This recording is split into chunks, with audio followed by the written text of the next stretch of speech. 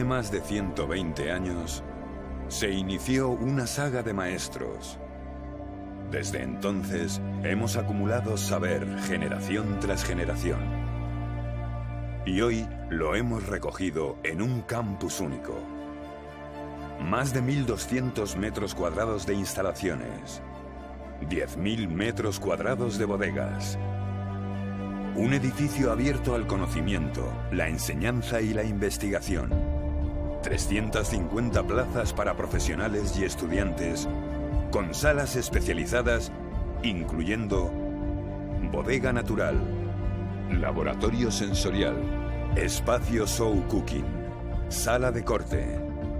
La tecnología, la investigación y el saber artesanal unidos en el campus del jamón Monte Nevado. Un foro profesional, amplio y multidisciplinar para estudiantes, cocineros, charcuteros y profesionales del sector. Desde el conocimiento de las razas y la selección, hasta talleres prácticos de corte y presentación final, pasando por la tradición de la cría y el estudio en profundidad de los fundamentos científicos de la buena alimentación, de su riqueza y aporte nutricional, el bienestar animal y el medio ambiente. El conocimiento de las bases termodinámicas del secado y los fenómenos físico-químicos de la curación. Las innovaciones en los procesos de elaboración, su seguimiento y control. La organoléptica y todo el universo sensorial, la textura, los sabores y los aromas. El estudio, la investigación y el aprendizaje avanzados. Las normativas, denominaciones y reglamentos de una tradición centenaria. Con los mejores profesionales, criadores, maestros jamoneros, veterinarios, técnicos, maestros afinadores, chefs, seminarios, conferencias, formación técnica, masterclass, práctica profesional, cursos monográficos e investigación en un marco inigualable. Campus del Jamón Monte Nevado. Tradición, formación, innovación. Muy bien, pues muy buenas tardes a todos y bienvenidos a una nueva conferencia en el Campus Monte Nevado. Conferencia que hoy lleva como título El jamón en España, tradición y figuras de calidad actuales. Y para ello hoy vamos a contar con dos personas ilustres, como son Juan Vicente Olmos, director general de esta casa de Monte Nevado, y Pedro Pérez Casco, carnicero, cortador profesional, formador, divulgador y gran experto del jamón. Bienvenidos. Muchas gracias. Bien, la conferencia tendrá una duración de unos 45 minutos aproximadamente y estará dividida en dos partes. En primer lugar, Juan Vicente hará una primera introducción, que será un poquito más histórica, y nos hablará un poco de las tradiciones de este producto en España, las zonas de producción típicas, algunos modos de consumo y diversas curiosidades que creo que resultarán muy interesantes. A continuación, Pedro presentará un poco la actualidad en España de todas estas figuras de calidad y de todos los productos, de todos los tipos de jamón que se producen. Y, bueno, pues nos hablará de las DOPs, las IGPs, la ETG, la localización geográfica, las principales características de los jamones que se producen en nuestro país, categorías de jamón y, bueno, incluso datos de producción de todas estas figuras. Tras la ponencia pasaremos a un turno de preguntas y, como siempre, os animo, por favor, a que vayáis escribiendo todas las dudas que tengáis y los que estáis en streaming, por favor, las añadís en el chat para que las respondamos al final de la jornada. Recordar también que la próxima jornada será el día 14, ya será la última de este año, el 14 de diciembre. Y en esta jornada Juan Vicente Olmos presentará un nuevo libro de Monte Nevado titulado Tempore Glandis y que trata sobre la montanera. Se trata de una obra muy especial porque, bueno, pues ha sido escrita por una parte de la cuarta y la quinta generación de esta familia, de la familia Monte Nevado. Y, bueno, pues para nosotros es un tema apasionante, es desde nuestro punto de vista y esperamos que os guste mucho, ¿no? En cuanto a, bueno, pues la trayectoria, voy a comentaros un poquitín la trayectoria de Pedro. A Juan Vicente yo creo que ya lo conocéis todos, entonces voy a comentaros un poquito tu trayectoria, Pedro. Pedro hace 25 años abrió su propia carnicería y charcutería en la Puebla de la Calzada, Badajoz, donde en aquel momento ya introdujo el corte a cuchillo, algo que en aquel momento pues no estaba tan visto como está en este momento, ¿no? Además, fue el primer docente del curso piloto oficial SEPE de 150 horas sobre servicios de hostelería en el corte de jamón, curso que todavía se imparte y que, bueno, pues es uno de los más importantes. Es uno de los principales colaboradores y partners de Jamón Lovers y participa en varios proyectos formativos como Escuela de Embajadores del Jamón Ibérico de Assisi, Asociación Nacional de Cocineros Japoneses, Identità Golos en Milán, Institut Culinaire de París, Congresos Agacourt y el jamón como megalimento, un proyecto nutricional muy interesante. Además, en la actualidad forma parte del Comité de Expertos del Campus Montenevado. Es secretario general de formación de la Asociación Nacional de Cortadores de Jamón, asociación que ha conseguido recientemente la oficialización de la profesión de cortador. Y, bueno, él mismo se define como compartiendo una nueva visión del jamón. Y bien, sin más, le voy a ceder la palabra a Juan Vicente, que empieza con la primera parte. Muchas gracias.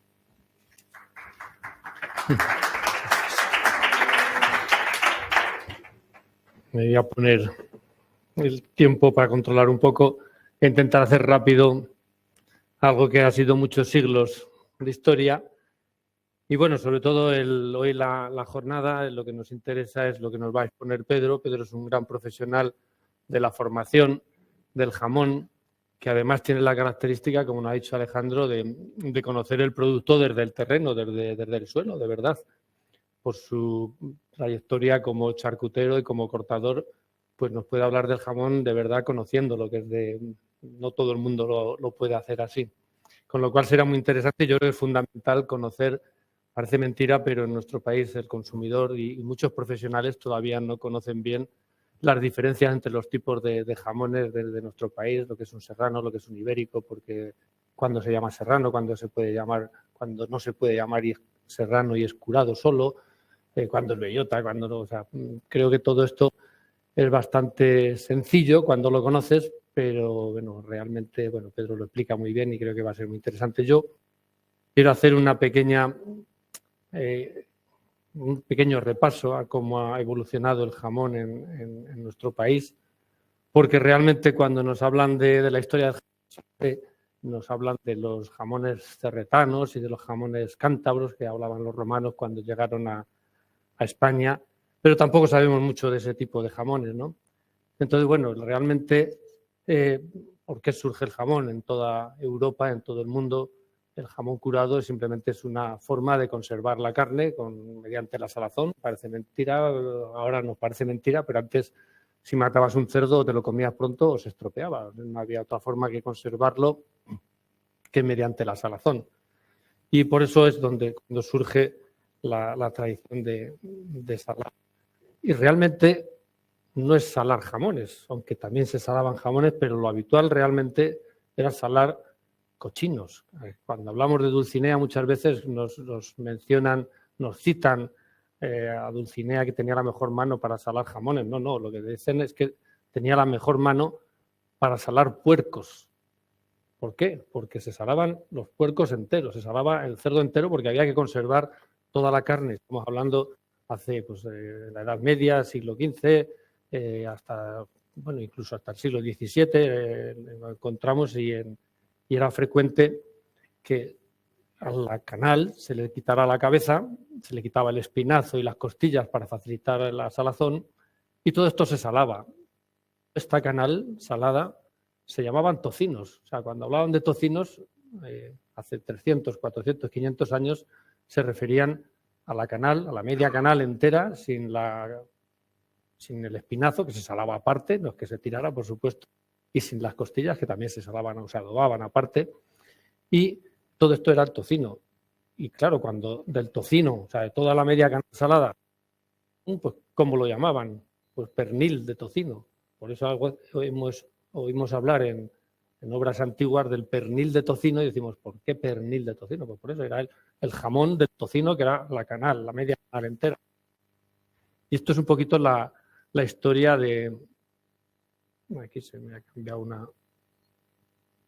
Bueno, efectos del directo. El jamón, el tocino, hemos oído muchas veces que sería incluso más caro que el jamón. Aquí vemos precios de hace 250 años y vemos que en efecto el tocino está un poco más caro que el jamón, está a 42, cuando la libra de jamón estaba a 38, pero cuando al jamón le quitaban el hueso, pues era el mismo precio cuando al tocino le quitaban el hueso era el mismo precio que el jamón, o sea que lo que hacía la diferencia era que uno tenía más hueso que otro, realmente. Aquí, bueno, tenemos un pequeño salto. ¿Y qué jamones había en España en aquellos tiempos? Pues obviamente no se hablaba ni de serrano. Bueno, se empezó a hablar de serrano, pero con otro concepto totalmente distinto. De ibérico no se hablaba, no existía el concepto de jamón ibérico ni de cerdo ibérico. Y en España los jamones que se conocían a nivel internacional tenían mucha fama, sobre todo los jamones alemanes de Westfalia y de Maguncia, fíjate, que por hoy ni se oyen, y los de Bayona, de aquí, de la próxima Francia. Y aquí dentro de España pues se hablaba de dos tipos de jamones, los del sur, que hablaban de Treveles, lógicamente, y los de Cáceres y Montánchez, y luego los del norte, los de lo que llamamos cerdo celta, cerdo blanco, que antes lo llamaban de la casta española, que eran los cerdos de la zona, sobre todo los jamones de los cerdos de Galicia y de Asturias. Eran los jamones más famosos, los que primero aparecen en los primeros medios. En la posguerra aproximadamente encontramos esta cotización de precios y podemos hacernos una idea del tipo de jamones que había en la época, cómo se denominaban. Y encontramos pues eso, el jamón acodado, recortado, que es como el que vemos en las imágenes. El jamón acodado era el que el cerdo, en lugar de una vez sacrificado, suspenderle de las patas traseras, lo cual se queda el jamón extendido, pues lo dejaban, lo despiezaban en el suelo o lo dejaban incluso colgado desde la pelvis y por tanto la pata se quedaba encogida, se quedaba acodado, como vemos en las imágenes. Hablaban del jamón lugués, del de Ribadeo, del asturiano. Hablaban también del serrano sin piel y sin tocino, que era más caro. Entendemos que el serrano, ya hablaban del ibérico, que era un poquito más caro que, como vemos, del acodado, que el asturiano, pero no era el más caro, era más caro curiosamente el andorrano, más caro que el serrano, o sea que es un concepto totalmente distinto, porque era más caro el andorrano, porque tenía menos hueso, tenía quitada la cadera. Tenemos que tener en cuenta que antes, cuando vendían jamón, nadie se molestaba en decirte que era de un tipo de cerdo u otro. Era cerdo, era puerco, era guarro, no, en ningún momento nadie le daba mayor importancia a que procediera de un tipo de cerdo u otro. Todos eran cerdos grasos, muy tocineros, y realmente no tenía gran importancia el tipo de cerdo, ni de hecho se hablaba de tipos de cerdo. Aquí también podemos ver una cosa muy curiosa. Esto, bueno, como digo, es de 1940, serían precios que ponía la comisaría de intervención, la comisaría que ponía los precios a los alimentos. Y aquí vemos como curiosidad que habla en todos los casos de con 60 días de oreo, con 60 días de oreo. 60, o sea, se vendía el jamón con 60 días de oreo. Y es que es así, o sea, el jamón realmente, si os dais cuenta, en la mayor parte de los bodegones antiguos lo veremos así, lo veremos cortado transversalmente, con un aspecto bastante fresco, y lo vemos cortado transversalmente, y no es porque no supieran cortarlo de la otra manera, es porque la mayor parte, o gran parte, sobre todo con los jamones del norte, se utilizaban para freír, para cocinar, se utilizaban como tocino, como para trozos para los guisos, para enriquecer los guisos, las legumbres, y bueno, pues tenía un concepto bastante distinto.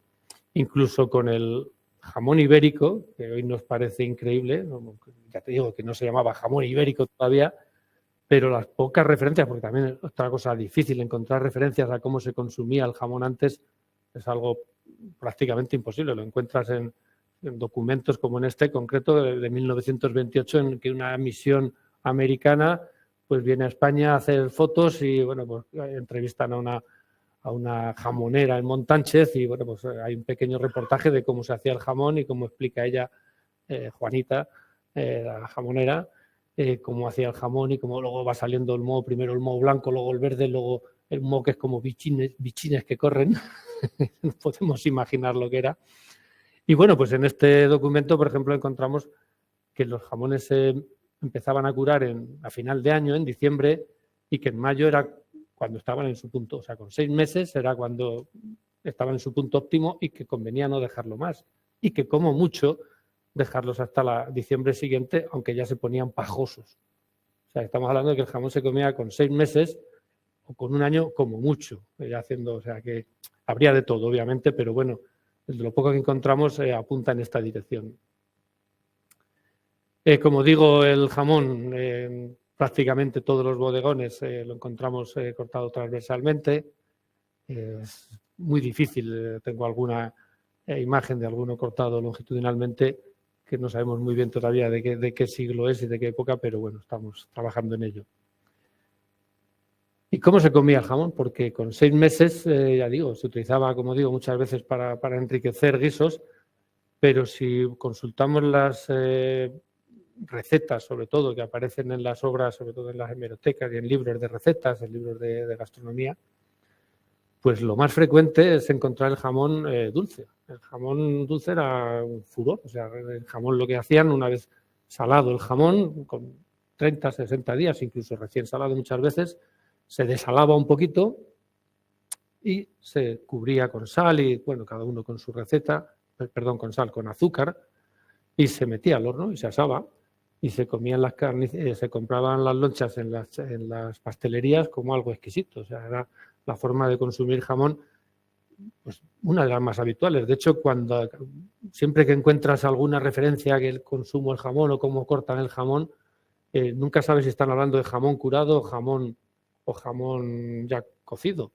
Es bastante curioso que en muy poquitos casos encontramos que en algún sitio, en algún menú, en alguna gran celebración de palacio que salían los menús, que hablen de que están sirviendo jamón y que expresamente te digan que está crudo, que es el jamón curado, sin más. Muchas veces te dicen consumir preferentemente frío. O sea, que si hablan de consumir preferentemente frío es que estaba caliente, con lo cual estaba cocinado.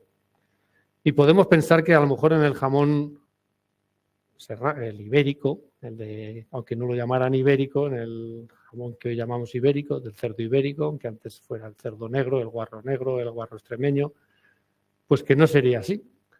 Pero igualmente, el documento más antiguo que tenemos, de hace unos 200 años, de Richard Ford, un heredero inglés, un rico heredero inglés que se vino a vivir a España porque su mujer tenía que cambiar de clima, se vino a vivir a Sevilla y mientras él pues, se dedicó a recorrer toda España disfrazado de españolito, recorriendo pues todas las fondas y sitios de mal vivir a poder ser, y escribía pues documentos sobre la gastronomía española. Fundamentalmente no la alababa mucho porque bueno, en general era bastante humilde, bastante sencilla, pero con el jamón sí que se deshace halagos y habla de que su sabor desafía el lenguaje. Pero sin embargo, si lo miramos detenidamente, pues dice que cuando parece topacio fundido cuando está cocida. O sea, que realmente estaban cociendo el jamón ibérico para consumirlo. Es algo que hoy de verdad nos resulta increíble. Y cuando vemos las recetas, pues eso, jamón, pues eso, vemos jamón frito, jamón de Trevélez a la granadina, que estaba pasado por la sartén y con habitas de la huerta, jamón al asador, jamón cocido con vino blanco, tortilla de jamón. Realmente es muy difícil encontrar una forma de consumo. A lo mejor era tan vulgar y tan normal que no se hacía referencia a ello, pero en la mayor parte de los documentos escritos siempre se habla de jamón cocinado, curiosamente. Y cuando hablan del corte, no te asustes, Pedro, pues el corte transversal, el corte en dirección hacia el hueso, perpendicular, en lonchas gordas para freír bien. Y bueno, ya sí que es cierto que a mediados del siglo XIX ya empieza a haber una pequeña corriente que empiezan a apuntar, basándose en lo que hacen en Bélgica, curiosamente, en cortar el jamón en lonchas finitas. Y bueno, pues aquí vemos que es algo típico en toda la gastronomía, en los bodegones centroeuropeos, la presentación del jamón. Hay jamones cocidos que se nota perfectamente que son cocidos y que están cortados transversalmente también para ir comiendo o para ir añadiendo a los guisos. ¿Y qué zonas había en España? Porque hoy bueno, están las denominaciones de origen, y hay otras indicaciones geográficas, pero antes, ¿cuáles son las primeras regiones famosas que se van detectando en los documentos escritos, en hemerotecas, en premios? pues son en el sur de España, son básicamente muy parecidos a los que hay ahora, la zona del Ibérico. Esto lo pongo yo porque quiero, o sea, en ningún momento cuando yo encuentro estos documentos del siglo XVIII, XIX, en ningún momento hablan de que sean ibéricos, pero por la zona que son y por el cerdo que había en la zona, deduzco obviamente que esto era ibérico. Entonces la zona de Guijuelo, Campillo, estos son nombres que se citan, que aparecen frecuentemente, Cáceres, Garrovillas, que tiene bastante fama más en embutido tal vez, Logrosán, cerca de Montánchez, Córdoba, Aracena, Jabugo, Benaoján, cerca de Ronda, bueno, fueron zonas, zona del Marquesado, en la zona de Trevélez, bueno, bastante parecidos a las actuales, quitando Rute o algunos Canilles o algunos pueblos que hoy por hoy no nos suenan asociados con el jamón. Y por supuesto Teruel, que bueno, que hoy es de, bueno, tanto Teruel como Trevélez hoy son denominaciones de origen de cerdo blanco, pues su origen lo tienen en el cerdo ibérico. Y en la zona del norte, en la zona del cerdo celta, pues Galicia era lo más famoso, lo que más premios ganaba, especialmente el pueblo de Castro Caldelas, pero también Avilés. Incluso en Avilés había un pueblo, un barrio se llama Sabugo, con ese, que se confundía, y había gente que decía que el mejor jamón era el de Sabugo, pero mezclaban un poco con Jabugo. Bueno, era curioso. Y la zona también de Cataluña, de Aragón, Segovia, pues tenían bastante fama también. Y luego ya, pues ya terminando, que me estoy pasando, pues a principio del siglo pasado ya empieza a industrializarse, a hacerse ya pequeña, pasa del concepto de fabricación o elaboración totalmente artesanal y casera, empiezan a hacerse las primeras factorías, las primeras fábricas, primeros secaderos, como la que ponemos de aquí del pueblo de Carbonero, de nuestro bisabuelo Víctor en 1928. Y con esto pues empiezan a aparecer las primeras, nos cierran las ventanas, las primeras marcas de jamón que sobre todo se asocian con el sur, con la zona del Ibérico, y que aquí vemos un ejemplo también de las primeras marcas de jamón de principios del siglo pasado, que como veis como curiosidad, aunque a lo mejor no lo veis, no lo podéis leer, pero en todas ellas, aunque son de zonas claramente de Ibérico, de Cumbres Mayores, de Aracena, pues nos habla de jamón serrano, en ninguna aparece la palabra ibérico. Y bueno, ha sido todo muy rápido, pero bueno, un pequeño brochazo de cómo eran las cosas antes de la situación actual en que todo está más normalizado, más organizado. Y bueno, pues ahora nos va a explicar Pedro cómo está todo. Muchas gracias.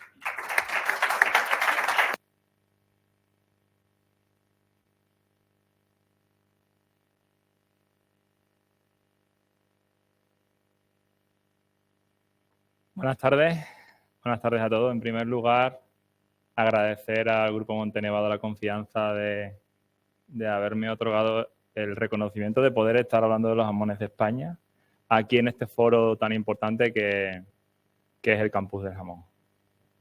Bueno, pues los jamones de España, ya vemos de dónde vienen. Vienen de la subsistencia y viene de intentar estabilizar un producto para poder vivir consumiéndolo como se podía, con los métodos que había entonces, y hoy tenemos algo totalmente diferente. Hemos introducido la tecnología, hemos introducido el frío industrial y hemos conseguido sacarle al jamón aspectos sensoriales que hacen que tengamos uno de los mejores productos de la gastronomía mundial, sin duda. Y se me viene a la boca de decir que además tenemos los jamones más riquitos del mundo. Eso sin duda. Pues nada, en principio la conferencia va sobre qué jamones hay en el mercado hoy en España, que se elaboran aquí, las diferentes áreas geográficas, como indicaba anteriormente en su charla Juan Vicente. Vamos a ver qué jamones blancos se hacen, qué jamones ibéricos. También un poco, grosso modo, las cifras de producción de los últimos años, teniendo en cuenta que hemos pasado unos años de pandemia y ahí las cifras nos pueden llevar a error. Entonces hemos intentado tirar desde el 18 hasta el año pasado. Y finalmente hablaremos un poco de las conclusiones, ¿no? ¿Cuál es mi visión de cómo va el sector hoy y dónde ha de ir mañana? Pues cuando me llamaron para plantearme, oye, que queremos que vengas a hablar de los jamones de España, yo lo primero que pensé, bueno, ¿y cómo enfoco esto? desde el punto de vista del consumidor, que es quien al fin y al cabo nos marca el rumbo de cómo tenemos que hacer los jamones y cuál es la reglamentación que ha de existir, porque es lo que al fin y al cabo nos pide el consumidor.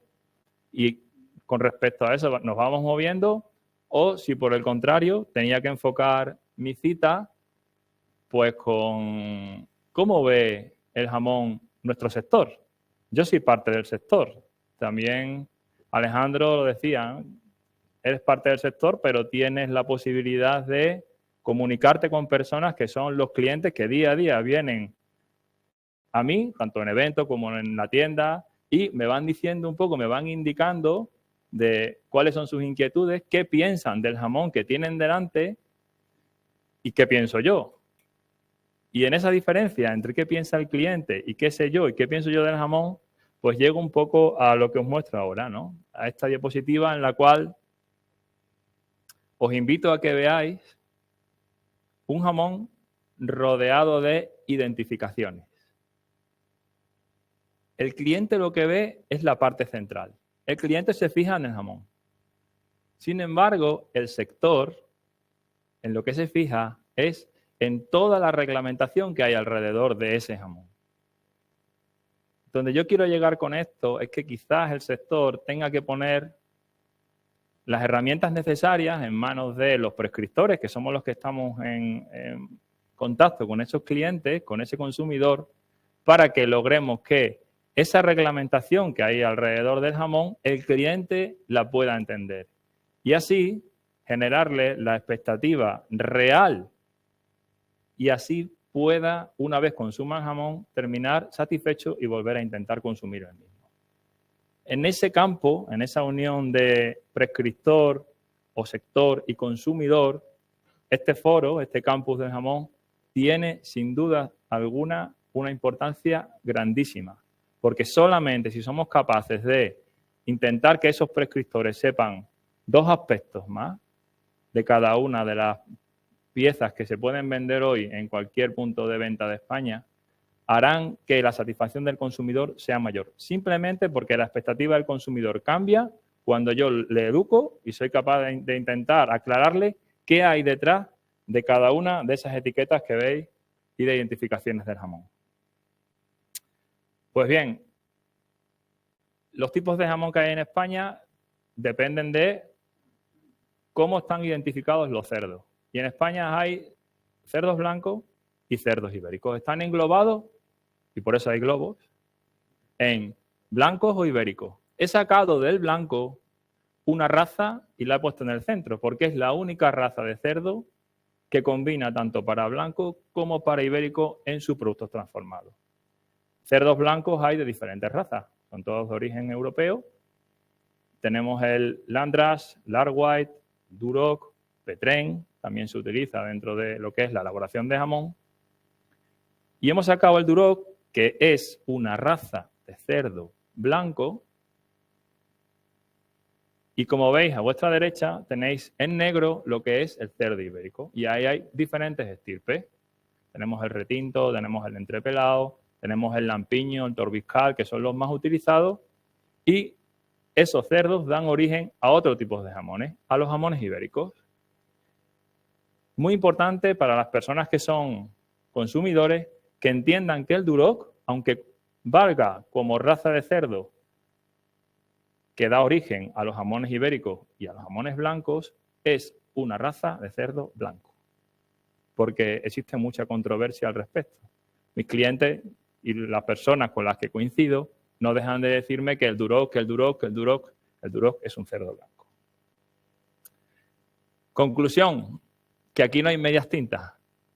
En España, como dice Michael Jackson, eres white o eres black. O eres negro o eres blanco. Y no hay nada más. No hay casi negro o casi blanco. Y eso va determinado en la raza del animal.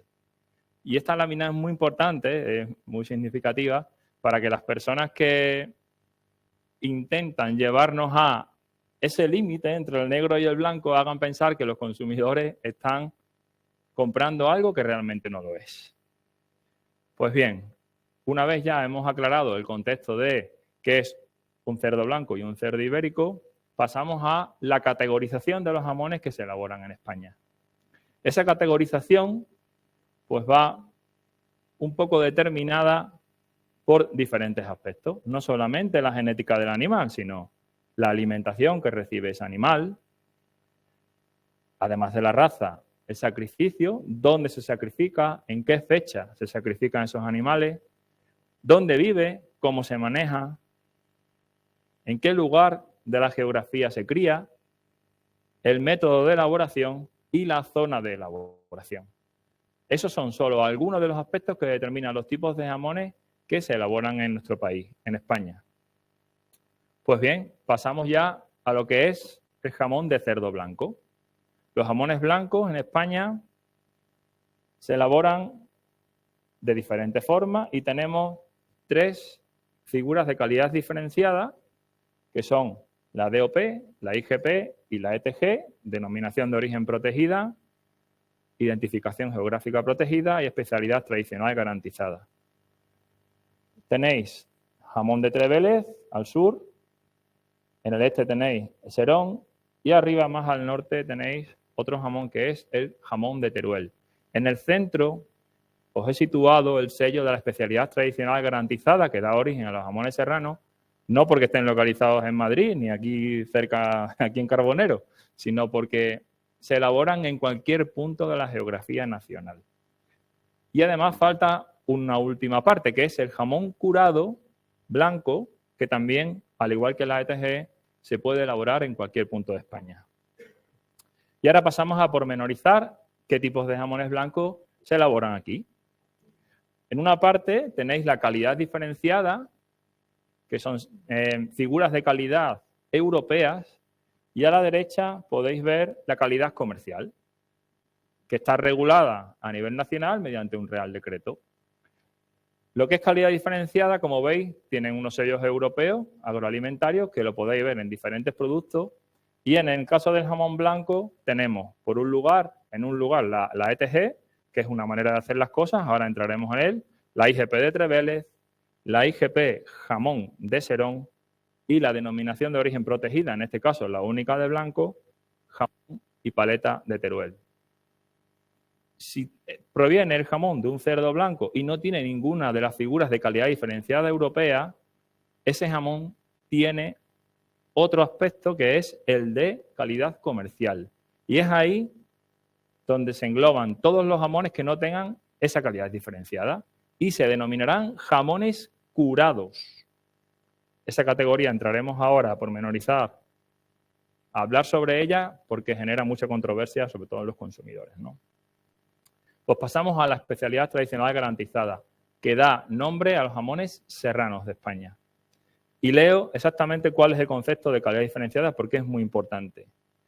Es un jamón de carácter específico y se distingue de otros jamones similares de la misma categoría por el método de producción y de transformación porque es tradicional. Y esto viene de los jamones que tradicionalmente, como antes decía en su charla Juan Vicente, allá por San Martín, esos cerdos se sacrificaban y se elaboraban de una manera tradicional. Y la manera tradicional la daba la climatología. El cerdo se solía sacrificar en esa época, aprovechando el frío, se estabilizaba la pieza ya que no existía el frío industrial y poco a poco, a lo largo del año, cuando va subiendo gradualmente la temperatura, el jamón iba madurando, que no tiene absolutamente nada que ver con la metodología que empleamos hoy en los jamones serranos, gracias a la introducción del frío industrial. Pues para que mi jamón tenga el sello, la categoría de jamón serrano, tiene que tener, como marca la norma, como marca el pliego de condiciones, pues ciertos caracteres que realmente hagan que sea diferente y que tenga un método de elaboración tradicional. Empieza por un espesor mínimo de la grasa, que es de 0,8 centímetros en la punta. O sea que ya me garantizo que al tener un jamón serrano, como vaya a tener una grasa de cobertura de espesor mínima. Además, no solamente el pliego de condiciones marca que tenga que tener un grosor de la grasa mínima, sino que además tiene que tener un peso mínimo en fresco. En este caso, estos jamones identificados con la ETG tienen que tener mínimo 9,2 kilos de peso en sangre. Tiene también un límite de permanencia en sal y un mínimo de 0,65 días por kilo hasta 2 días por kilo. Y tiene en la fase de elaboración un posalado de 40 días y un curado, maduración, un secado de 110 días. Además, el pliego de condiciones marca que ese jamón tiene que tener una merma mínima de un 33%.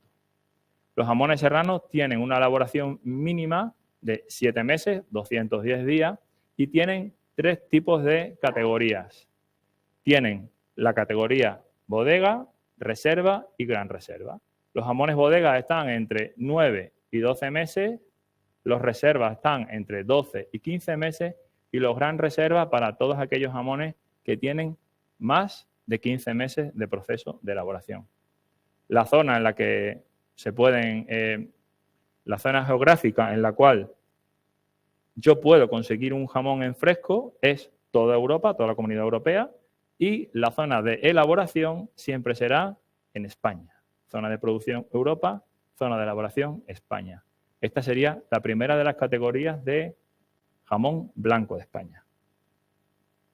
De ahí pasamos a la IGP jamón de Trevélez. Y os leo, también textualmente, que es una identificación geográfica protegida.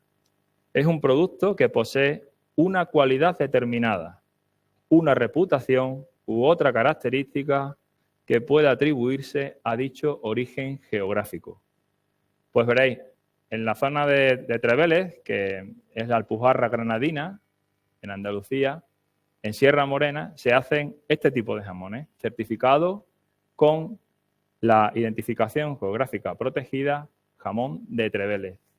Para los que no lo conozcan, Trevélez es un sitio en el que hace muchísimo frío, en el que hay mucha altura y esos jamones han demostrado que por el mero hecho de hacerse allí tienen una característica diferencial y por ello se le otorga esa IGP, ese sello de calidad diferenciada. ¿Qué caracteriza a los jamones de Trevélez? Pues solamente se hacen jamones, no se hacen paletas, igual que en la ETG, que se me pasó decir. Se hacen jamones enteros, con pata, siempre tendrán la piel completa, no se le hará el corte en V tradicional, permanecen con la piel completa. En los formatos en los cuales se puede vender el jamón de Teruel, no solamente es en formato entero, sino deshuesado y loncheado. El jamón viene de fuera del territorio y allí en el territorio es donde se hace todo el proceso de elaboración, en el pueblo de Trevélez. También tiene 0,8 centímetros de grasa en fresco ese tipo de jamón y también tiene 9,2 kilos de peso mínimo. Lo que diferencia a este jamón de, por ejemplo, la anterior ETG de Serrano es que aquí sí que marca muy a las claras que en el proceso de salazón no se pueden incluir ningún tipo de nitrificante dentro de esa salazón. Son jamones sin nitrificantes. Y en el proceso de salazón está entre 0,65 y 2 días por kilo. Además, también se marca en el pliego de condiciones una fase de posalado con un tiempo mínimo de 40 días y un secado de 110 días. Y una merma también de una tercera parte del producto, de un 33%. El tiempo de elaboración mínimo es de 210 días, de 7 meses y... Uy, perdón, se me ha ido. Y tenéis 3 tipos de etiquetado: azul, rojo y negro. El azul es para los jamones que tienen un mínimo de elaboración de 14 meses. Identifican con precinto rojo a los de 17 meses y al negro, que es la categoría superior, de 20 meses. Antes hablábamos, en una charla que hemos tenido previa, cómo vi yo cuando visité el territorio y fui a ver expresamente los jamones de Trevélez, ¿no? Es muy curioso ver el movimiento que tienen dentro de Trevélez con los jamones, porque hace tanto frío, además no emplean nitrificantes, bueno, es una ventaja para la no utilización de los nitrificantes, pero es muy curioso ver cómo buscan dentro de su secadero la orientación sur, intentando encontrar la máxima temperatura en los meses de invierno. Intentan que el jamón suba de temperatura para que pueda desarrollar ese aroma y ese color característico de los jamones de Trevélez. Y me resultó interesantísimo poder conocer el proceso in situ porque me parecen unos jamones que tienen una elaboración muy especial. Pues continuamos con otra de las categorías, otra IGP. En este caso, jamón de Serón. Jamón de Serón es un jamón totalmente diferente a los demás. Partió de una asociación de empresarios de allí de Serón, que es donde se puede hacer este producto, en Almería, y hay que tener en cuenta que en esa zona la altitud media es de 800 metros, una zona tradicional de elaboración de productos, y es una IGP que forma parte del paisaje del jamón español desde el año 2014. Las presentaciones de estos jamones también son enteros, con pata, pueden tener o no la corteza, o bien corte serrano en V o con la corteza completa, y como os decía, bueno, pues en este caso han pasado de 0,8 centímetros de grasa a 2 centímetros de grasa, buscan un jamón un poquito más graso, diferente, y un peso mínimo en sangre de 11 kilos. La maduración mínima de estos jamones es de 12 meses y piden un máximo de un 5% de cloruro sódico en extracto seco para lo que es la salinidad y una merma mínima de un 35%. Ellos tienen dos categorías muy curiosas de jamón. A uno le llaman siglo XVI, que es para los jamones de 7 kilos y 16 meses, y a otro le llaman siglo XX para todos los jamones de 8 kilos y 20 meses de proceso de elaboración mínimo. Pasamos a la única denominación de origen protegida de cerdo blanco. Además, es la denominación de origen protegida más antigua de España, y en este caso hablamos de los jamones de Teruel.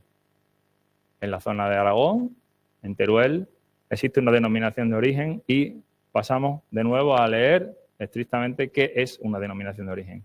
Un producto con denominación de origen es aquel cuya calidad o características se deban fundamental o exclusivamente al medio geográfico con sus factores naturales y humanos. El jamón de Teruel tiene como zona de producción y elaboración la provincia de Teruel, con secaderos a más de 800 metros de altura, y tiene, al igual que la IGP de Trevélez, una genética determinada. Landrash o Lar White en línea materna, o el cruce entre ambas, y padre 100% Duroc, según el pliego de condiciones. Esa denominación de origen, además, tiene otra característica, que la pieza vendrá con la piel completa y últimamente también, en los últimos años, ha introducido una modificación en su pliego y permite que se haga el corte serrano, el corte en V, aunque es el menos visto. En la zona se sigue manteniendo ese aspecto tradicional del jamón. Esta denominación de origen elabora jamones y elabora paletas, y su salinidad está entre 0,65 y 1 día por kilo. Además tiene un postsalado mínimo de 60 días, 7 kilos de peso mínimo en expedición y una elaboración mínima de 14 meses. Tiene como característica una vitola y un precinto, como veis en la imagen, y además cuando cumple el tiempo mínimo de elaboración, que hemos dicho que son 14 meses, se le otorga una estrella grabada a fuego en la piel, que sirve como control y garantía de ser un producto certificado. Además tiene, que es muy interesante, una codificación en la piel, hecho a tinta en el matadero, en el cual con 12 dígitos yo puedo ver no solamente el mapa, la semana y el año, además viene identificado el número de matadero, el número de la explotación ganadera y el número de orden de esa canal en el día de la matanza, que es algo muy interesante y muy curioso. Hace muy poco tiempo la denominación de origen protegida de Teruel ha creado una categorización dentro de sus jamones para 14, 18 y 22 meses. Es una categorización que no es obligatoria, pero que podremos encontrar en su etiquetado. En la etiqueta del industrial podremos encontrar adherida esta categorización, que como digo, no es obligatoria. Hay un aspecto muy interesante que ha salido una noticia esta semana, precisamente de nuestro amigo Jesús Cruz en Neurocarne, en la cual pues creo que va a haber un precedente y quizás lo marque esta denominación de origen. La denominación de origen se ha juntado con el gobierno de la comunidad autónoma y le ha presentado la posibilidad a su consejería de poder transformar el producto fuera del área de la denominación de origen. Creo que genera un precedente, ojalá y salga, porque no es la única denominación de origen que tiene problemas a la hora de transformar sus productos dentro del territorio. Creo que el sector del jamón se tiene que plantear muy mucho si realmente a mí la transformación no me otorga ningún carácter diferencial, pues puedo realizarla poniéndome en contacto con los mis operadores y poder mantener esa trazabilidad y así hacer que el jamón llegue a muchas más personas. Y bueno, aquí llega la categoría de la que todos hablan, el jamón curado. Pues veréis, el jamón curado tiene un real decreto, en este caso no es calidad diferenciada, es calidad comercial. Y lo único que me dice ese real decreto que yo tengo que cumplir es que debe de aparecer sí o sí la identificación del sello MAPA y que además, si incluyo la palabra bodega, reserva o gran reserva en el etiquetado, debo de incluir junto a ella los meses de elaboración. Simplemente es lo que me piden para hacer un jamón curado. He elegido esta imagen y no la he elegido al azar. Esa imagen es de un jamón curado con una pezuña negra. Esa pezuña negra se le otorga la raza Duroc. Sobre todo en línea paterna, que es donde se utilizan realmente estos jamones. No deja de ser, como dije al principio, una raza de cerdo blanco. La madre puede ser Landrasse, White, Petrén, la raza que yo elija. Y el padre seguramente tenga un porcentaje de raza Duroc. Eso hace que dé origen a un jamón curado con la pezuña negra. Pero no es ibérico y como tal no está identificado en la etiqueta porque no lo es. Entonces, hay palabras que tenemos que sacar ya de nuestro argumentario, como es la de jamón fuera de norma. El jamón fuera de norma, por favor, fuera de nuestro lenguaje. Hay una categoría para todos los jamones que no son los anteriores y no son ibéricos, y es la de jamón curado. Hay mucho consumidor que no termina de entender cuando llega a un lineal y ve este tipo de productos 80 euros la pieza, sin embargo ve al lado un jamón certificado de ibérico a 115 euros y piensa que lo que compra aquí es un jamón ibérico y lo que está comprando es un jamón blanco, o sea, cada uno suyo. Y una vez hemos terminado de hablar de los cinco tipos de jamón blanco que puedo encontrarme en nuestro país, pasamos a los jamones ibéricos. ¿Qué es un jamón ibérico? Pues es muy sencillo. Para ser un jamón ibérico solamente hay una condición, es que la madre sea 100% ibérica inscrita en libros genealógicos. Y después vendrán los apellidos y vendrán los tipos de jamones ibéricos que yo tenga. Pero para ser ibérico, madre 100% ibérica inscrita en libro genealógico de la raza. Hay diferentes tipos de jamón ibérico. Como veis, os he puesto las 4 denominaciones de origen protegida de ibérico y calidad diferenciada. Y en el centro, al igual que os puse con la ETG, he incluido el logo de la interprofesional, que es la calidad comercial de jamón ibérico, que se puede elaborar en toda España. Sin embargo, tenemos después 4 territorios en los cuales se elabora jamón ibérico con denominación de origen. Pues bien, ahí tenéis los logotipos que identifican a cada uno de los territorios con calidad diferenciada, a vuestra izquierda, y a la derecha el Real Decreto que ampara a los jamones ibéricos elaborados en España con calidad comercial. El Real Decreto es del año 2014, es la tercera norma de calidad después de la de 2001 y 2007. Pues la primera categoría que tenemos de jamón ibérico es jamón de cebo ibérico. Antes de esto quisiera hablar de cuál ha sido mi experiencia desde el momento en el cual en el jamón ibérico se ha introducido una norma de calidad, como es la que tenemos actualmente. Yo viví en el año 2014 algunas conferencias en las cuales la interprofesional del ibérico tenía reuniones con los ganaderos y quiso implantar el sistema Ítaca. Imaginaos lo que era en su momento a un ganadero, una persona que suelen tener una edad avanzada, que están en las explotaciones tradicionales, muchos de ellos, y la interprofesional le decía que si querían hacer jamón ibérico tenían que empezar a meter datos dentro de un software de gestión que lo tenían que volcar a la interprofesional, porque ese cochino había que trazar, ese jamón tenía que venir trazado desde el animal, genética animal, el parto, la madre, el padre, la explotación, y ha sido una auténtica revolución para el sector. Para el consumidor ha sido una garantía, y al César lo que es del César. Hemos conseguido que al menos gente sin escrúpulos, cambiando una etiqueta, convierta un jamón de una categoría a la que no le pertenece. Y eso hay que, sin duda, remarcarlo, que ha sido un éxito de uno de los objetivos de la nueva norma de calidad. Otro ha sido la de intentar proteger el 100% ibérico, y creo que luego, cuando veamos los datos, también vamos a ser capaces de entender que ese objetivo se ha cumplido, ¿no? Pues bien, en la norma de calidad existen 4 categorías y cada una está identificada con un precinto. La primera categoría es jamón de cebo ibérico. Hay 3 tipos de genética, que la veis a la derecha, y la genética siempre vendrá en la etiqueta.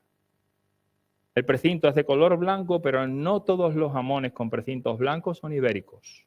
Tengo que leer la etiqueta y tengo que ver que aparezca en el precinto la mención norma de calidad del ibérico Real Decreto 04/2014. Importante esto, porque hay jamones, como lo que hemos visto antes con pezuñas negras, que no tienen ese precinto. Entonces le pongo un precinto blanco y parece que es un jamón ibérico, pero no lo es. Entonces, como consumidor, tengo que buscar sí o sí que aparezca esa mención. ¿Qué animales son los que tengo aquí? Pues animales de 50%, 75% y 100% de raza ibérica. Para las personas que no sepan qué es un 50 y un 75%, siempre tengo que entender que la madre ha de ser 100% ibérica y será el padre el que le otorgará uno u otro porcentaje de raza ibérica.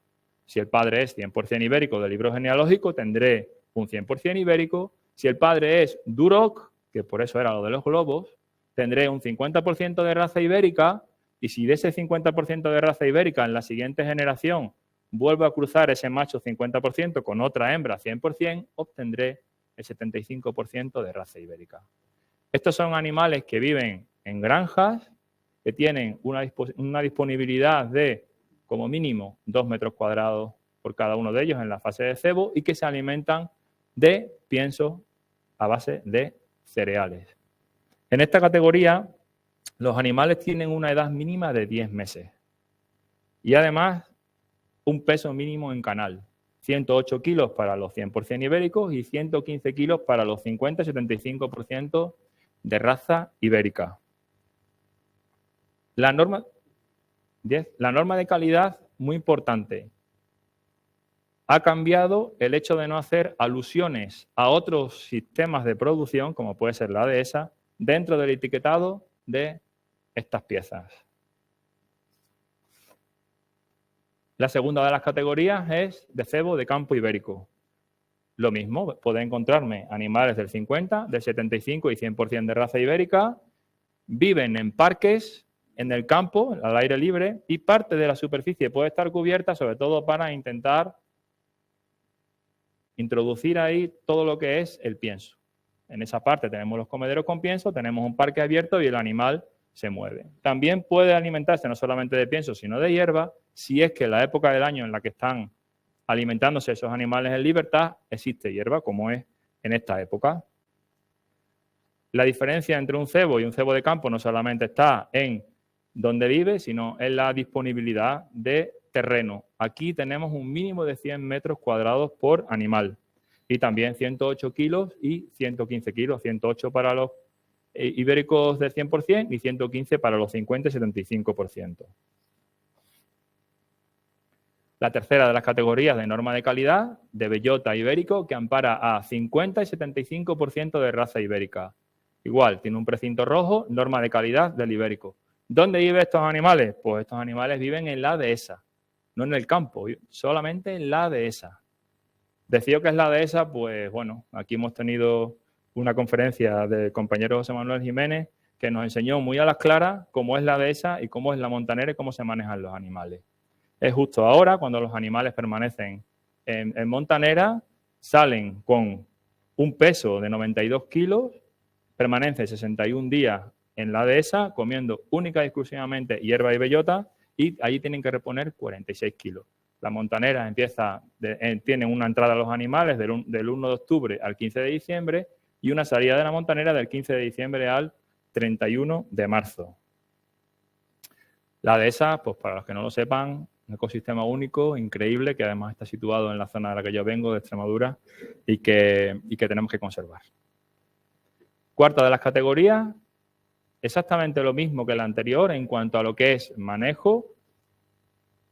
Son 10.000 metros cuadrados por animal, es una hectárea. La diferencia está en la genética. Aquí solamente entrarán animales 100% ibéricos.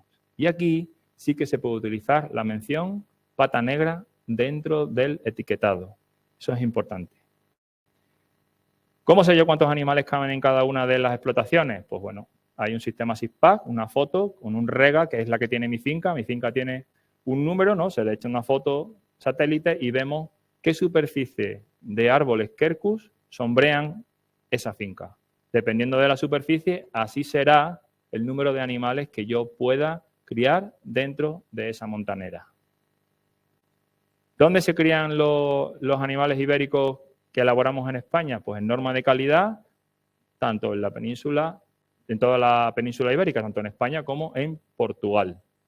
Después os daré un dato interesante sobre los animales que se crían en Portugal. Se aceptan que los animales se críen allí, pero siempre se tienen que sacrificar y elaborar íntegramente en España. Y pasamos a los ibéricos con denominación de origen protegida. Hay 4 denominaciones de origen protegida. La diferencia es que el producto se hace en un territorio determinado. En los de norma de calidad, los jamones pueden provenir de animales que nazcan en una zona de nuestro país, que se elaboren en otra zona. Sin embargo, aquí hay una zona determinada en la cual se hace todo el proceso de elaboración. Aquí tenemos la denominación de origen de esa Extremadura, que la he puesto primero porque es la mía. Los jamones de esa Extremadura tienen un área de elaboración y de producción que coincide, y no siempre coincide, ahora lo veréis, con la comunidad autónoma, en este caso de Extremadura. Hay 3 tipos de precintos. Tenéis el verde para los cebos de campo ibérico, el rojo para los bellotas ibéricos, igual que en la norma de calidad, y el negro para los 100% ibéricos.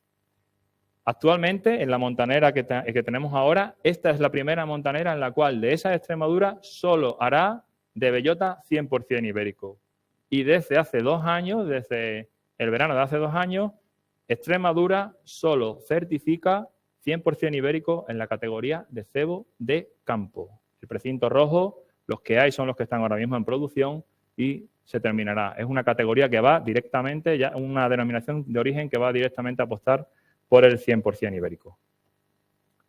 Vamos rápido porque vamos mal de tiempo. La siguiente de las denominaciones de origen es jamón de Guijuelo y ahí tenéis la zona de producción que ocupa toda la dehesa del suroeste español y la zona de elaboración que está en Guijuelo y los pueblos limítrofes de la Sierra de Béjar.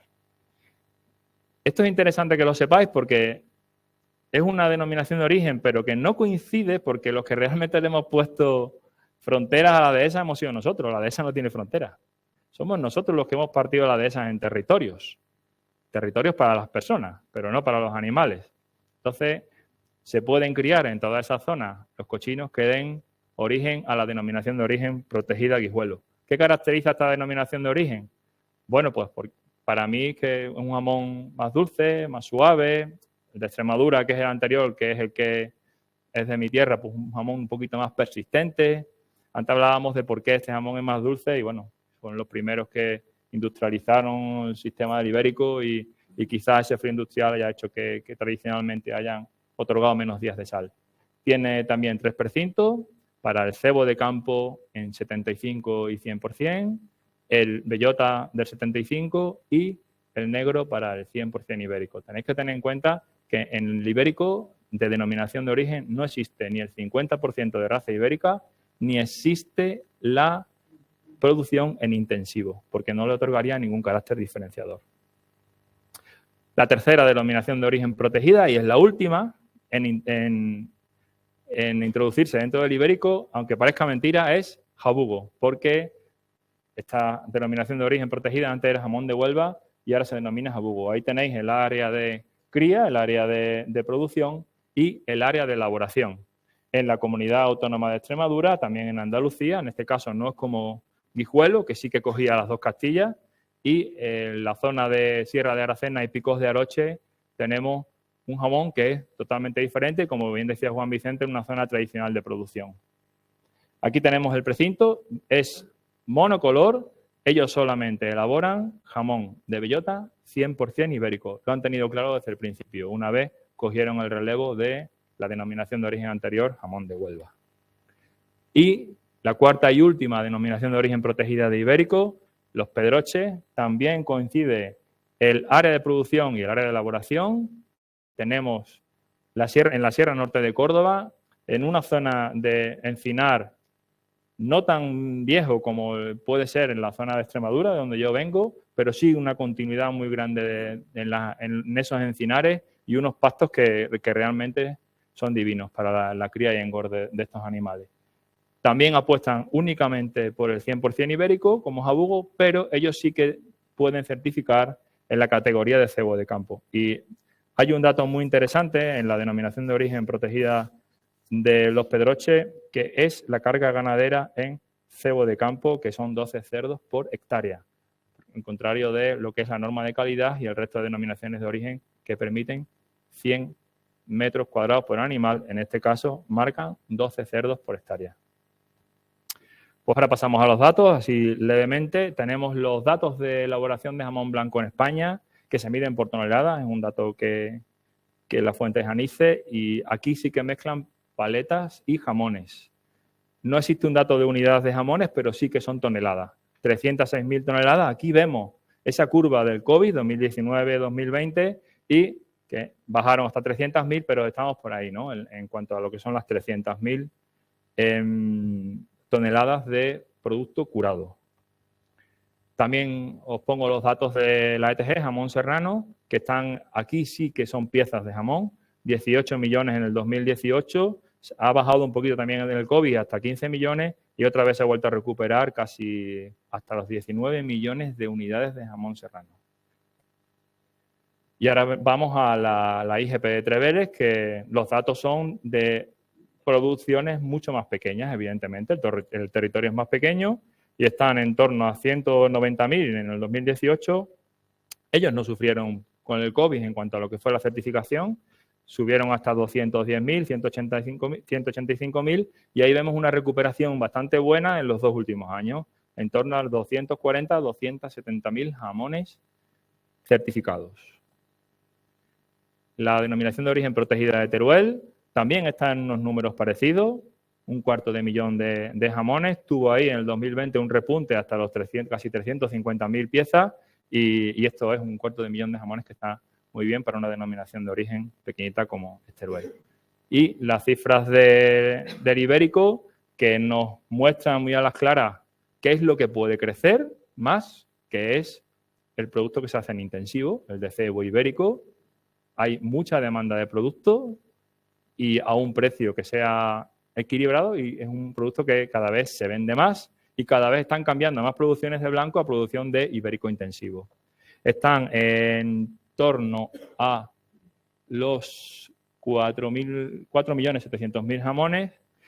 El cebo de campo está bajando levemente, como se ve al final de los dos últimos años, y sí que hay una tendencia muy clara.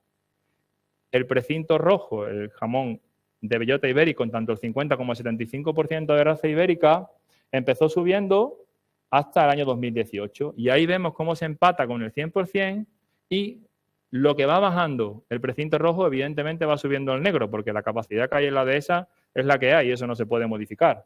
Y vemos cómo la tendencia clarísima es a que en la categoría de bellota terminen siendo en un porcentaje muy alto las matanzas de precinto negro.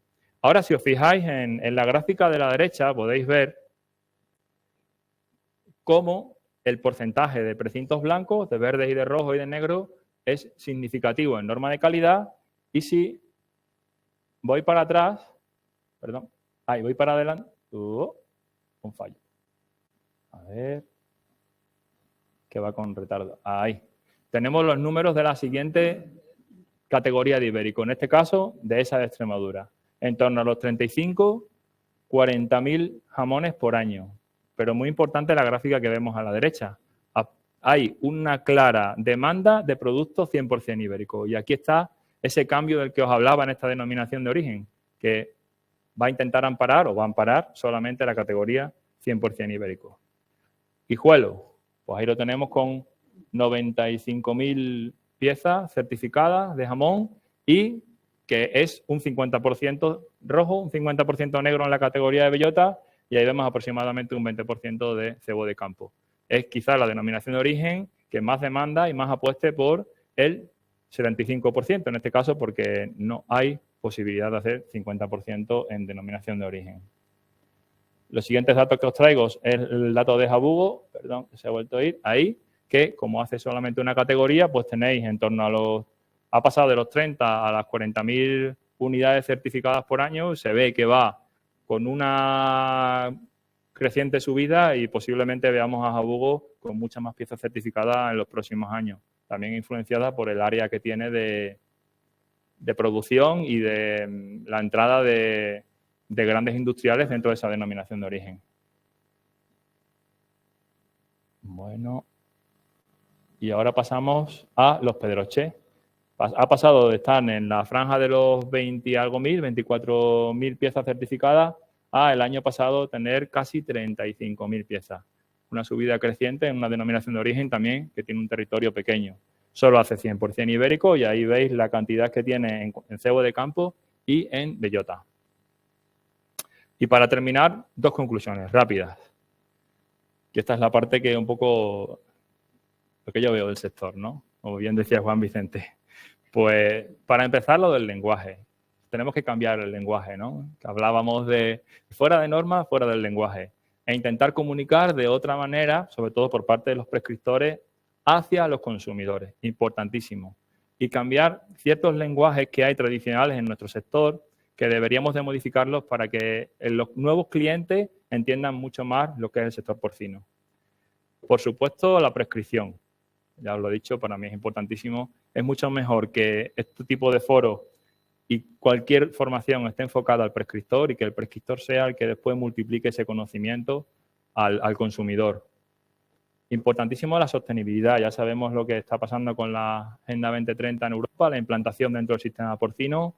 Vienen tiempos de cambio y vamos a tener que adaptar todas nuestras producciones a la Agenda 2030 y eso va a suponer un cambio no solamente para el sector primario, sino también de cara a la elaboración y al consumidor, ¿no? Que va a tener que sufragar todos esos cambios. La transformación, como ya os dije en Teruel, importantísimo, el jamón se está vendiendo en un porcentaje muy alto transformado, ya muy poca gente se lleva un jamón a su casa entero para disfrutarlo, la mayoría de las personas lo compran transformado, bien sea al vacío, en skin o en atmósfera, y por ahí vamos, ¿no? A un poco investigación dentro de lo que es la transformación del jamón. Creo que por ahí van los tiros.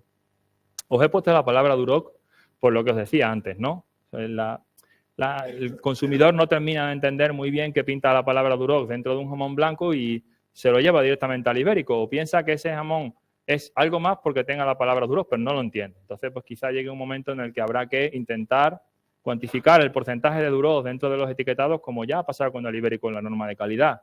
Lo normalizaremos y el consumidor quizás lo entienda mucho mejor. Y bueno, y para finalizar, las personas, ¿no? Comenzamos con las gafas del consumidor y terminamos con las personas. Las personas que están dentro de lo que es la cadena de valor del jamón, tanto a las personas que están en campo, a los certificadores, las personas de I+D, las personas de planta, como tenéis aquí en el Grupo Montenevado, la labor comercial, que también es muy importante, que hay que ponerlas en valor cada vez que se habla del jamón. Y para finalizar, pues me gustaría, quise poner una foto de alguien disfrutando del jamón y yo la suerte de poseer una foto, una amistad con Jesús Ventana. Ahí estamos disfrutando una de esas al lado de mi casa, de un plato de jamón ibérico. Y la persona que más me ha enseñado a mí en el mundo del jamón, de las personas que más he leído, su tecnología del jamón ibérico, que para mí ha sido mi libro de cabecera durante muchos años, incluido también los libros de Juan Vicente, que me aportan mucho. Y que homenajear a la parte que está detrás de que son las personas que están investigando para que nuestro jamón, el jamón que se hace en España, cada día sea mejor, tengamos seguridad alimentaria y podamos copar todos los mercados internacionales que son la tabla de salvación del producto. Así que nada más, hasta aquí llego. Muchas gracias por vuestra atención y estoy a vuestra disposición.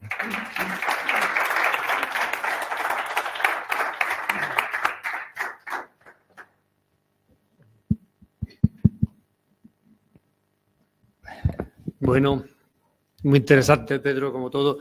Ya os había dicho, pues una visión totalmente 360 del sector del jamón, de los tipos de jamón y de su clasificación actual en España. Sí que me gustaría hacer un matiz, que con el tema de la ETG, bueno, creo que has dicho que se puede producir solo en España, se puede producir en cualquier sitio. Desgraciadamente, sí. Una de las limitaciones de la ETG es que es cierto que la materia prima se puede importar, se puede traer de cualquier parte, pero también se puede producir en Bélgica, en Italia, en Alemania, y es por una de las razones que le estamos luchando para conseguir una IGP, una indicación geográfica protegida de jamón serrano, para proteger el nombre de jamón serrano, que creo que nos lo merecemos, proteger un nombre de algo tan nuestro y que solo se puede hacer dentro de España. Bueno, pues eso es un caballo de batalla que tenemos en la actualidad. Sí, aunque Mario Gómez pensara lo contrario en su conferencia también, ¿no? Aquí cada país defiende lo suyo y claro, está la tradición. Está la tradición. Sí, pero la tradición, el nombre serrano es español. O sea, es como si quisiéramos tener la tradición del... Bueno, como Rioja quisiera defender su nombre, lógicamente no puede venir Portugal diciendo que ellos también quieren llamarlo Rioja, porque serrano es una tradición española. O sea, en Portugal puede haber tradición de su presunto, pero no de serrano, y lo podrán llamar presunto, pero no serrano. Sí, entiendo. Y la importancia que tiene esa IGP para lo que hablamos de los mercados internacionales. Eso es importantísimo. Muy bien, pues si hay alguna pregunta en el público, tenemos el micrófono por ahí. Tenemos en Emiliano de Pedro, de momento por streaming. Dice que muy claro, Pedro, que has hecho una exposición perfecta. ¿Qué le llama la atención la presentación del jamón, la foto que has puesto del fuera de norma? Y que además que se vende en lugares tradicionales de producción de jamón ibérico, ¿entiendes? Que es frecuente encontrarlo. Y pregunta que por qué se venden con esta categoría y no con la norma de calidad. Pues no se vende porque el elaborador no quiere. Primero porque no lo es. No es ibérico. Y si es ibérico y yo quiero venderlo como ibérico, tan sencillo como certificarlo. La diferencia está en que el consumidor ve una pezuña negra y claramente identifica el producto como ibérico. Pero es que eso no lo es. No es ibérico. Hay cerdos blancos, como es el Duroc, que por información genética hace que sus pezuñas sean negras. ¿Por qué se vende como fuera de norma? ¿Por qué no se vende como fuera de blanco? Es que no lo entiendo. O sea, en mi casa a veces nos resbalamos y también tenemos tan introducido ese contexto de término fuera de norma que algunas veces lo decimos y yo me enfado conmigo mismo y digo, ¿pero por qué llamo fuera de norma? Si es que no debo de llamarle porque no lo es. Sí. Y se vende por la picaresca que existe en nuestro país de intentar ponerle nombre para intentar evocar a algo que no lo es. Sí, para el que no conozca exactamente, porque a lo mejor el término fuera de norma lo tenemos muy interiorizado nosotros y muchos consumidores no lo tienen suficientemente identificado. Entonces, lo que, como dice Pedro, los jamones que proceden o que pueden proceder de algún cerdo ibérico, pero que no cumplen los requisitos, porque la madre no fuera 100% ibérica o por otros miles de razones, pues los productores o algunos productores los venden, lógicamente, no los pueden llamar ibéricos porque no lo son, y se empezó llamando jamón ibérico fuera de norma, lo cual es una incongruencia, porque si es fuera de norma no es ibérico, y es ilegal utilizar ibérico si no lo es.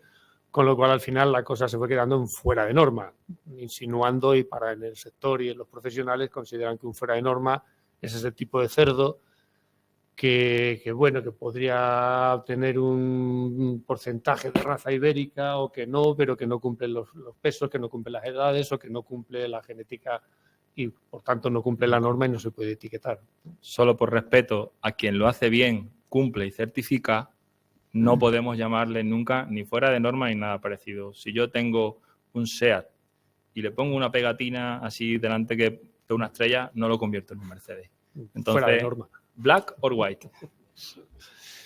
¿Tú serías, Pedro, capaz de distinguir en una cata ciega un jamón de las 4 de las denominaciones de origen de ibérico de España? Qué pregunta. Bueno, no ciega, te dejo que lo veas. Te dejo que también lo veas. Creo que al menos Guijuelo para mí es identitario 100%. Producto. Bueno, ya habéis visto ese quesito parte roja, es un jamón que suele ser al menos lo que llega a nuestra zona es un jamón cruzado, es un jamón más dulce, más ancho. En Jabugo los jamones tienen más identidad en la entrada, un jamón que entra pero que tiene un paso por boca que aunque entre como un elefante en una cacharrería, después no es como en Extremadura que entra más sutil pero que es más persistente. Y bueno, lo aromático de los Pedroches para mí también es un jamón que junto con Extremadura quizás sean, y no simplemente hablo de mis gustos, ¿no? Yo consideraría que los Pedroches es más aromático, más floral, Extremadura persistente, Jabugo es potente y Guijuelo es más sutil. Uh-huh. Ese es mi concepto de los jamones de los territorios, que no solamente hay territorios en denominación de origen y no solamente hay esos territorios, también tenemos que tener en cuenta que este es un territorio jamonero, que aunque no lo hayamos especificado como tal, estamos en territorios jamoneros aparte de los que hay con sellos de calidad, porque lo hay jamones en territorios como hay en Lérida, en la zona de Cataluña, o como puede ser en la zona de Toledo, que son territorios también con su jamón y con su identidad. Uh-huh. Una pregunta en el público.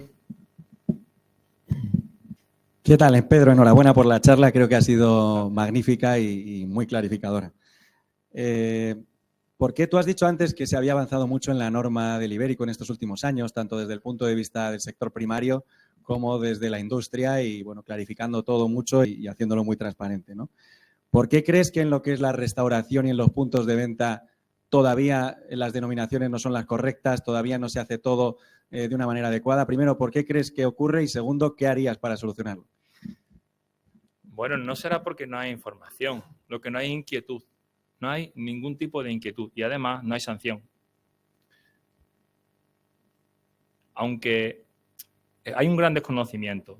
De hecho, en el 80% de las cartas vemos jamón ibérico de bellota y no es tan difícil. Simplemente hay que llegar a los estamentos más altos, como por ejemplo pueden ser asociación de hosteleros, como decía, los prescriptores en la parte de charcutería y demás.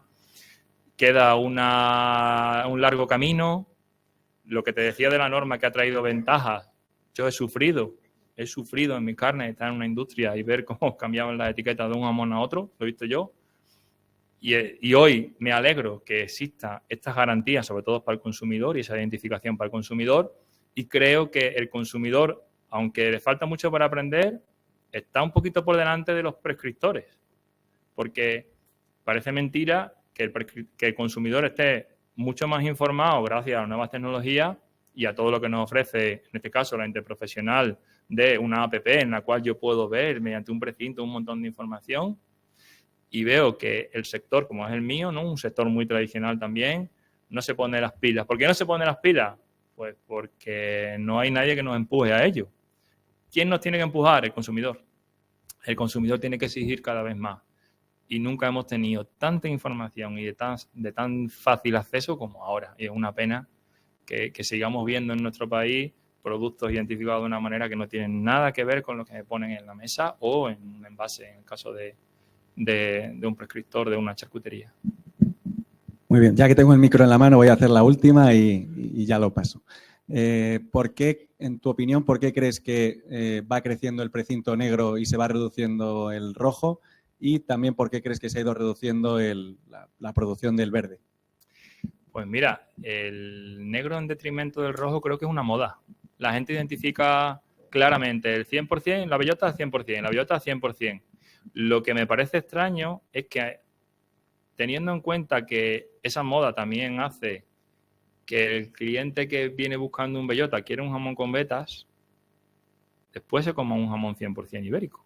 Cuando el jamón 100% ibérico todos sabemos que tiene mucho menos veteado que un jamón cruzado al 75 o al 50. Creo que es una moda, creo que bienvenida sea, porque además es uno de los objetivos de la norma de calidad, que el 100% destaque y que el 100% sea otra cosa. Y por otra parte, el cebo de campo me deja un poco loco. Creo que el fuera de norma que tenemos que sacar de nuestra manera de hablar, creo que va tirando va tirando para abajo el cebo de campo ibérico. Me resulta extraño porque arrancó muy fuerte si observamos los números desde el año 2014 hasta la actualidad, el cebo de campo subió muchísimo.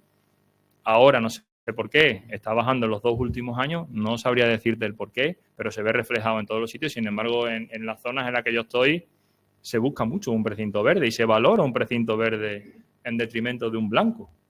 Y no sé por qué, pero creo que hay ahí animales que se están criando en el campo que no están certificados como ibéricos y que están quitándole cuota a ese precinto verde. Buenas tardes y enhorabuena a los dos por vuestra charla. Me ha parecido muy clarificador, la verdad, todas las figuras de calidad. Y yo sí que echo de menos una figura de calidad en el ibérico, que es una IGP del ibérico, ¿no? Y me gustaría preguntar a los dos si sabéis el por qué no avanzamos con ella y no podemos y no alcanzamos a tenerla cuando parece que claramente estaría tan definida, ¿no?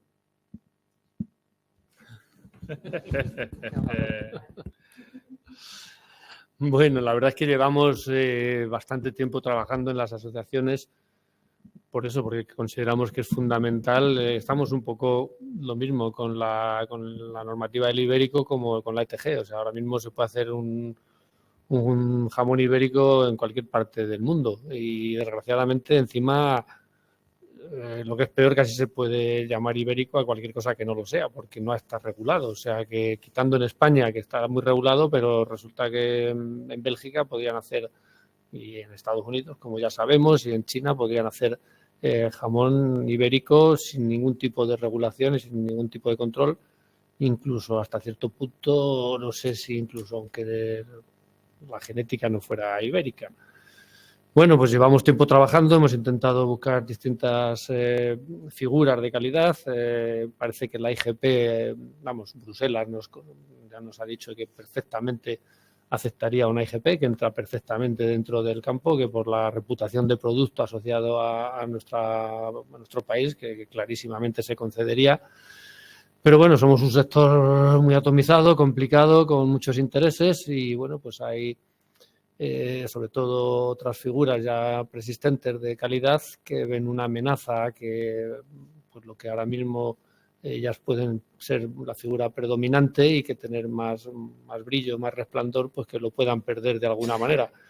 Entonces, claro, el Ministerio y Bruselas, bueno, son procesos muy largos, conseguir una IGP hace falta el acuerdo del sector y en el momento en que empieza a haber oposiciones pues se retrasa indefinidamente.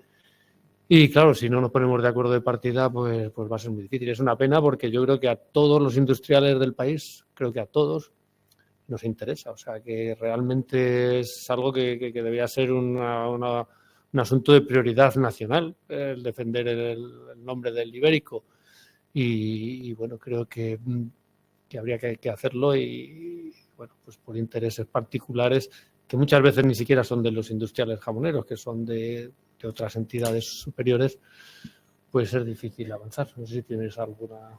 No, que yo creo que es más necesaria, más urgente que incluso la del serrano, sí, por lo que supone la defensa en Europa, fuera de nuestra frontera, que es donde el Real Decreto no tiene validez, la defensa de la única raza porcina autóctona que tenemos, que es el ibérico. Ya en su día lo conseguimos a través de Aceriber y de incluir las madres puras dentro de la norma de calidad. Creo que el siguiente paso es darle defensa, un escudo de esos circulares, llámese IGP, llámese como quiera, pero el ibérico debe de estar defendido en Europa mediante una figura de calidad diferenciada.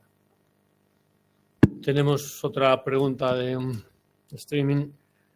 Patricia nos pregunta, bueno, te pregunta, entiendo, buenas tardes, ¿en qué posición estaría Joselito? ¿Está dentro de normativa? Está en jamón curado. Es una marca de jamón curado y es lo que quiere hacer. jamón curado. Otra cosa es lo que cada uno quiera imaginar que es. No sé si le respondo con claridad. Meridiana. Y no estamos hablando de calidad. En ningún momento en la presentación hemos comparado calidades. Hemos situado calidades. Cada calidad para un bolsillo, para un momento, para lo que yo quiera. Esto no es cuestión de comparar. No estamos diciendo si el jamón es mejor o peor. Dentro del jamón curado yo puedo encontrar una pieza por 45 euros y una pieza por 450 euros y una pieza por 800. Y esto va de hacer un buen producto, pero eso sí, que se llame como se tiene que llamar y lo encasillemos como lo tenemos que encasillar y los prescriptores lo vendamos como es, ni más ni menos. Y que el consumidor, si le gusta, va a volver, se llame como se llame. Hay muchas preguntas, pero bueno, voy a por intentar terminar. ¿Qué opinas de que se haya eliminado de la normativa del ibérico el recebo? Era una figura que se consideraba importante en España, lo del recebo de verdad. Y bueno, pues algo, curiosamente, vamos, por razones obvias, en 2014 desaparece. Sí, en nuestro caso, pues sabemos que el recebo era un producto residual, el auténtico recebo era un producto residual y el auténtico volumen venía en el cebo de campo ibérico, en los cuales yo, en un sistema extensivo e incluso intensivo que contempla la norma con parte de la superficie cubierta, yo podía criar un animal en un parque en cualquier punto de España. ¿Qué es lo que pasa hoy? Pues que si yo quiero encontrar un cebo de campo de extensivo como todos tenemos en nuestra mente, en dehesa, comiendo hierba, haciendo kilómetros, pues hay ciertas marcas y ciertas figuras de calidad diferenciada que nos lo pueden garantizar y que nos lo pueden ofrecer.